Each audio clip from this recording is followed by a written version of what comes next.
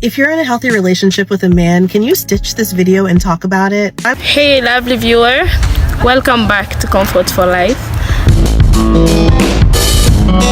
Excited to have you, amazing viewer. Thank you so much for tuning in. If you are new here, don't forget to subscribe to the channel, give this video a thumbs up for my returning subscribers, and love and appreciate your love and support for my content. Let's dive into today's video. To start us off, I want to mention that this question stems from the point of doubt. I had shared a video here and I'll be linking it in the comment section for you. I saw the necessity to bring this video here because there are black women who are increasingly expressing doubt about the possibility of having a healthy relationship with black men. And this is unfortunate because they even generalize this to all men. But we'll be here to listen to the few stitches of the people who have reacted to this. And this doubt stems from various reasons that I will just list a few of them. This might include the historical context, also societal influences, and personal experiences. Before we go further, let's listen to the few stitches that I put together. Don't forget to leave your thoughts in the comment section kindly, guys. I love interacting. Not only am I in a healthy relationship with a man, I'm in a healthy relationship with a black, attractive, high-earning man. I think that's important to note because a lot of black women, especially who want and to desire to marry a black man, feel like they might have to settle. And no, you don't. I have been with Jonathan 6 years. We got married 3 months ago. And when I tell you that I have never once, since we've been together, had to worry about who I was going to get with him. If I had to give him a nickname, I would call him Mr. Follow Through. Since the very beginning, Jonathan has been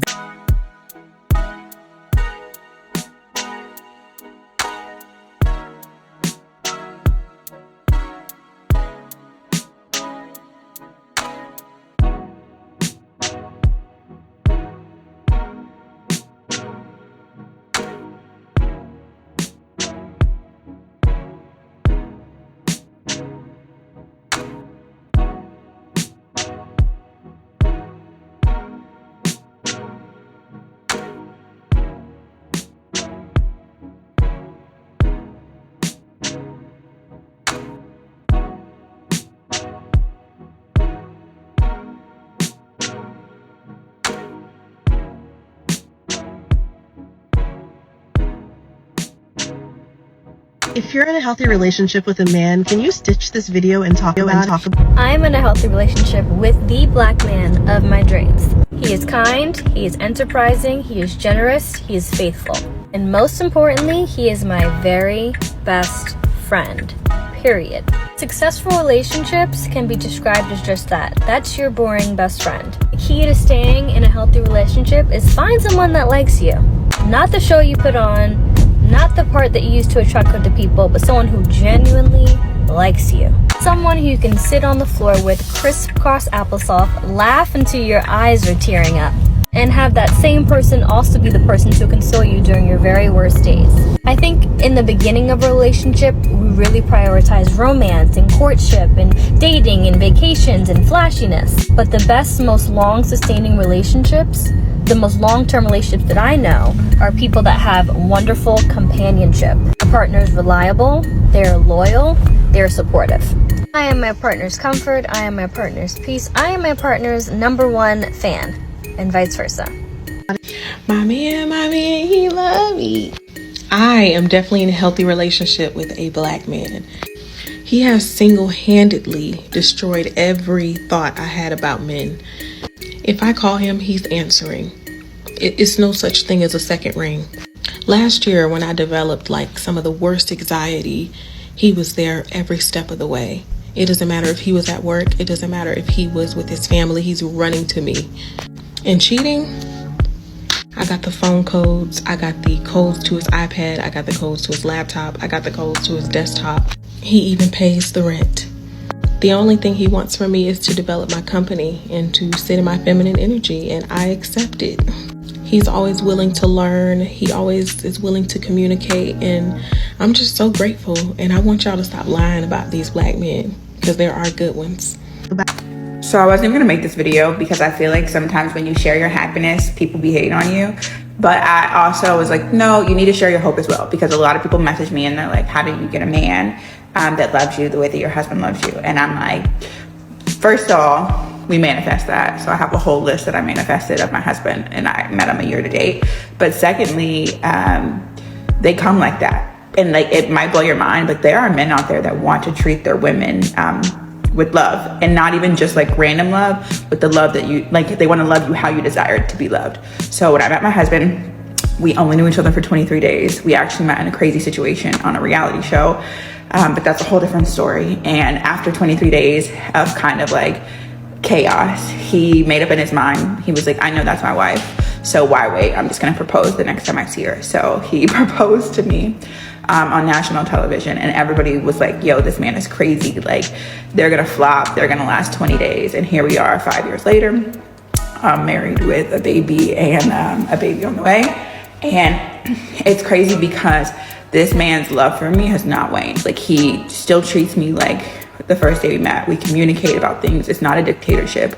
A lot of people look at my life and they're like, oh, you're a stay-at-home wife, he must control you. No, this man has made me partners on his businesses. He allows me to consult. He said, baby, if you want to do anything, I'm here to support you. If you want to work, great, I'm there for you. If you don't want to work, great, I'm there for you. I just want you to do what your heart desires. And that blows my mind, because most men think of women as property, and that's what I dealt with before. Like, I was literally your typical trophy wife, as they say. I dated, athletes and men who thought of women as just somebody who should be like beautiful by your side. And my value was placed so much like on my physical. It was crazy.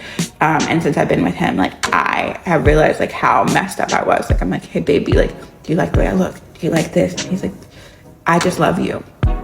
And that's like, what?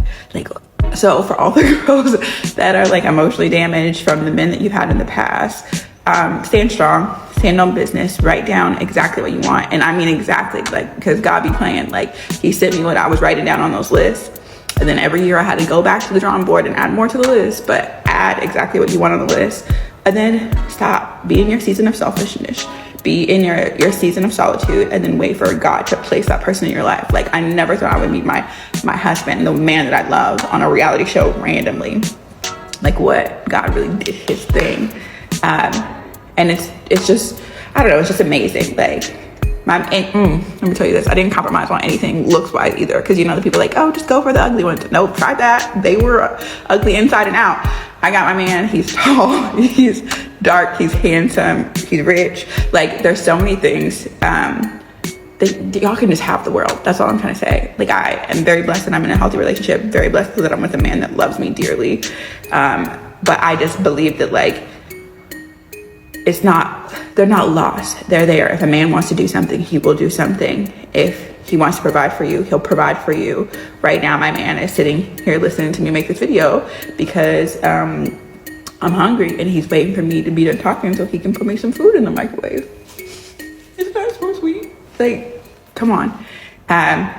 So I'll come in agreement with y'all that you guys are gonna find the man of your dreams. But y'all need to start putting yourself first. You need to start loving yourself, having standards. And then when you find a man that's willing to love you and he asks you how you need to be loved, y'all need to know what to say. So I knew my love language was active service. I knew exactly what I wanted. I had my standards and I was ready to go. So anyways, okay, I just wanted to give y'all that hope. But when I saw this video, I couldn't help myself but to share my story. I hope me by sharing my story will inspire some young lady to never settle for anything and anybody. I met my husband during one of the most darkest times in my life. I moved to Seattle after calling off a wedding. So 4 weeks before my wedding, I found out at the time that my partner was cheating on me and got his coworker pregnant. And when I found out, I actually found out this through Skype. At the time when Skype was a thing. And I remember calling my mom and I'm like, hey, the wedding is off. Tell your people everything is off.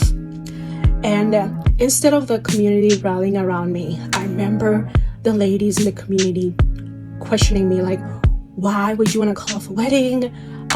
Oh, men cheat. This man is like helping you with school. At the time I was going to school to become a dentist, and my ex was helping me financially with school. And I was just like, wait, they're more concerned about that than actual my well-being, like, for the future, And now looking back and doing a lot of work with myself, they did not know any better, but I used those people in my life as an example of what I didn't want to have for my future. I knew I deserved better, but I did not know what that looked like. Until now, I know what I wanted. But I moved to Seattle, and I just wanted to be somewhere where nobody knew my name or knew anything about me, and just wanted to start my life over.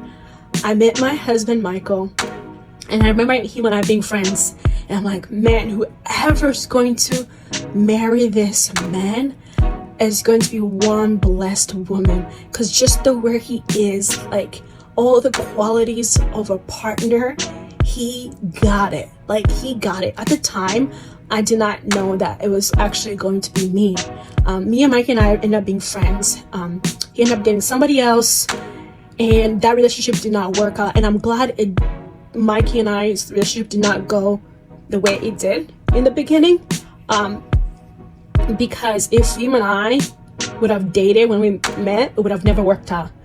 Mikey needed to have his heart broken because he has never had his heart broken until that relationship happened in his life.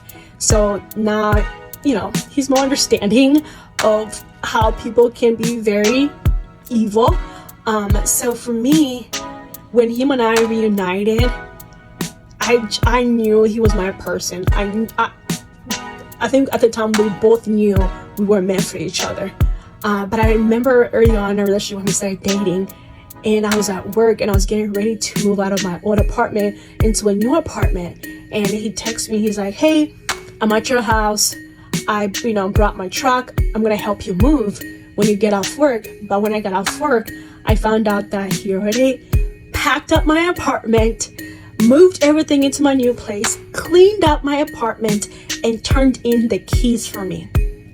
I knew I was gonna be so silly if I let this man go. And it's just like little things that he does for me, and I don't know, it just makes me so happy, like a little girl, like get butterflies and whatnot. And I never saw any healthy relationship growing up. And just the way he communicates with me, the way he loves me, the way he respects me, just the way he worships the ground I walk on. If you meet my husband, Michael, you have basically met me.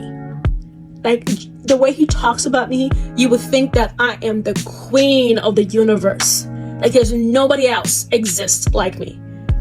It's just the way he talks life into me. I remember I was working a job that I really absolutely did not like. And I came home one night. Not one night. I came home in the morning early and I was like, hey, I quit my job. And he's like, okay, girl, what are you going to do next?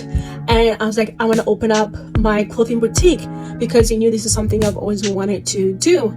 And he's like, okay, let's do it. And I'm like, wait, what? He's like, let's do it. I kid you not, the next day, him and I went down the street, got some little cheap racks, went to Ross and got some mirrors. And these racks and mirrors was silver. And he knows that I love gold. So we spray painted them gold like the whole entire night. He found a chandelier on Craigslist from some old lady who's like 101, and she was going to a nursing home, and that chandelier has been in her family for years. And she met my husband and she's like, you know what? You deserve this. And she gave him an extra one for free because she just loved him so much. And this man came back, put it in my store before we even opened. Put it in my store, and we had the door wide open, and some ladies came in while we were fixing up the place, and they're like, are you guys open? And we're like, no. In my head, I'm like, no. And Mikey over there putting the chandelier, he's like, yeah, how can I help you? And literally like used some divider to have a fitting room for them, and they bought like $700 worth of stuff. And he's like, well, I guess you're open. There you go. And it's just like the way he speaks life into me, making me feel like I can conquer any and everything in this life. Okay? Like, me and him come from totally different backgrounds. Of course, we're also different race. And I remember early on in our relationship, finding out that some of his family members does not agree with our relationship. And he looked at me and he said, you're my family. Whatever these people say, don't ever let that get to your head, because you're my family and I would do any and everything to make sure that you're protected and taken care of. And to this day, Mikey and I have been married for almost 8 years. I believe it. The way this man makes me feel, it's out of this world.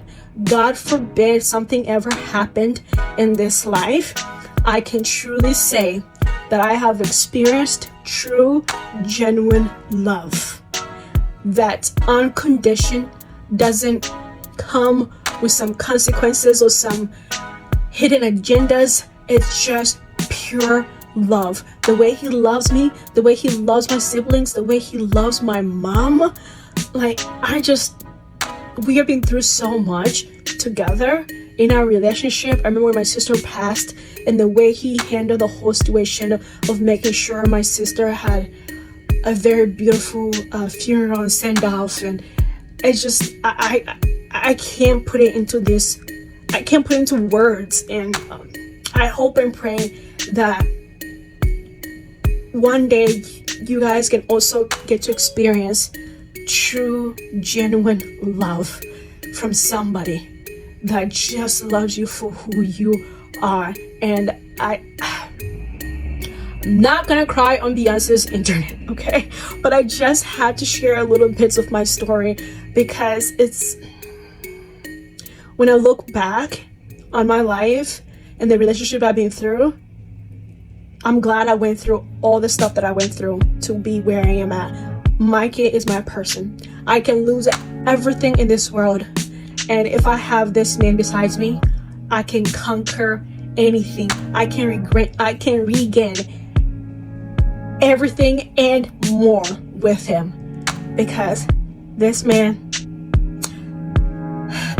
that's the homie. That's my person. That is my person, and I'm forever grateful. I can talk on and on and on about him, but I just had to share this with you guys. I hope this video was very helpful to you. If you're a black woman watching this, what is your experience? Share your thoughts kindly. Let's make this interactive. You can help somebody if you share your thoughts. So one of the ways to get rid of this, to eradicate this wrong perception that black women have on their men, is to have more of this open dialogue, self-reflection. Also having a support group. This can provide a lot of guidance to individuals who want to cultivate a positive relationship with a black man. But also, it's important for us to understand that our stories are different. Our stories are different, and everyone has their own path in life. And don't generalize others' stories to you, because not everyone's story can apply to your life. So don't forget to subscribe to the channel. I appreciate that you spent your precious time with me. Goodbye for now.